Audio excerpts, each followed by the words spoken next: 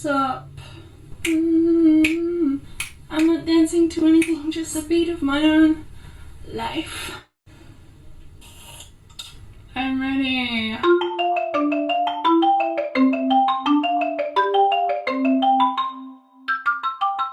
Lately I've been thinking about allies. What does it mean to be an ally? Specifically, what does it mean to be an ally to someone with invisible illness?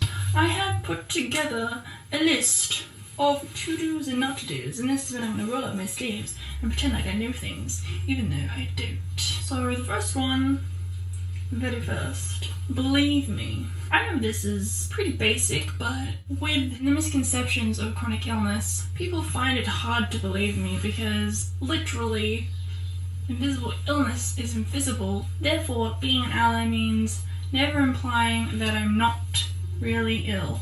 It means not dismissing me when I confide about how I feel, not telling me to walk it off or to just try harder.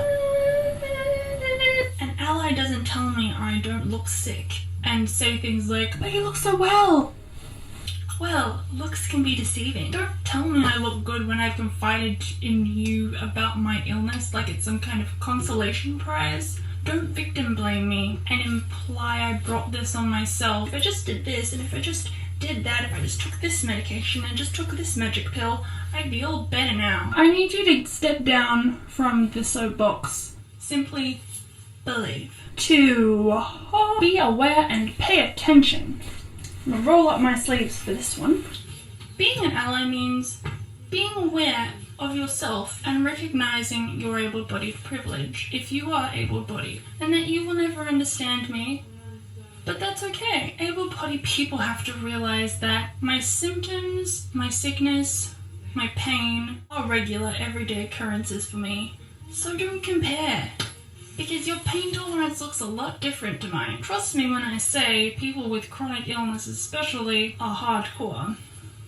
An ally observes how they could be affecting the person with the illness and they're with them, and being respectful, aka not smoking around someone who has asthma, not forcing people to eat things that they say they can't. You don't know what tolerances and allergies people might have. Respect the limitations of the person with the invisible illness, and this goes for mental or physical. For example, on a daily basis, I am master at overdoing it.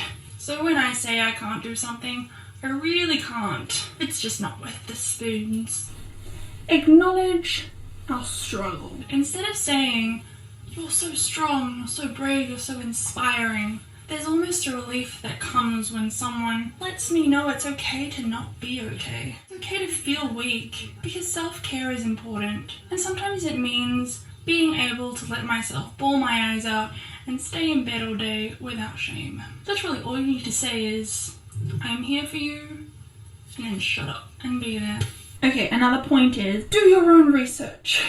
I'm not here solely for your education. It actually makes my day, and I'm really touched when someone comes to me and they say, "Oh, I looked your condition up on the internet."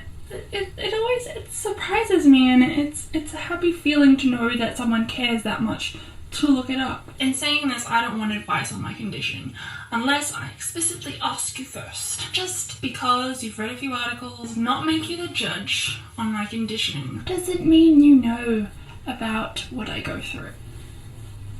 We don't want you to fix things, so kindly desist. Do not worship.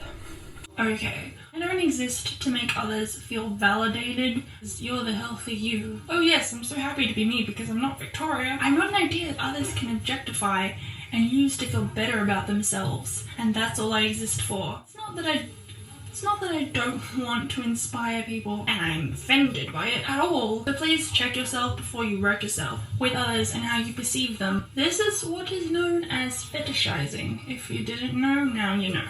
It's not a compliment. Stella Young, she did a wonderful TED Talk called "I'm Not Your Inspiration, Thank You Very Much." She talked about this exact same thing. She coins what I'm talking about as inspiration porn, because objectification. It's on a different vein, but the point is the same. We are people first. I'm just like anyone else. So let's learn and inspire each other, teach each other as people and not as ideas not as objects, not simply as an educational, motivational tool.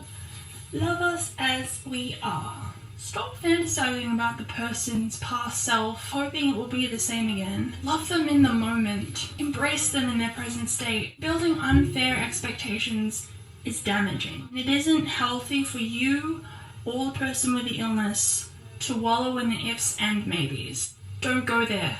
Sooner or later you'll find yourself resenting the other person, getting frustrated and fed up, and over something neither you or they can control.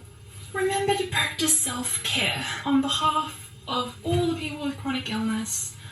As much as we appreciate all your love and support, if you're feeling overwhelmed and need a break, let us know. Take that break. It may hurt to hear, but honestly, I'd rather you tell me than have you disappear from me forever. Do something for you. This is not going to be helpful for either of us. If you wear yourself out and then give up completely out of pure exhaustion, reach out and seek support outside of the relationship. I understand it must hurt to see us in pain and suffering, and that's why it's even more important to take care of yourself too.